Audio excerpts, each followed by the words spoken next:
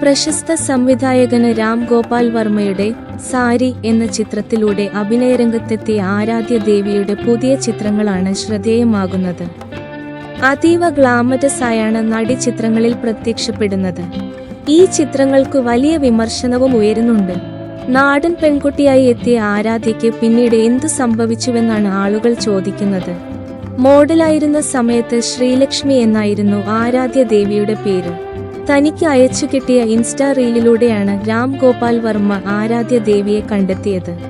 RGV10 നടത്തിയ corporate സെലക്ഷനിലൂടെയാണ് Aaradhya ദേവി സാരി എന്ന ചിത്രത്തിലേക്ക് എത്തുന്നത്. ഏകകണ്ഠേനയാണ് ഈ കഥാപാത്രത്തിലേക്ക് ആരാധ്യ ദേവിയെ തെരഞ്ഞെടുത്തത്.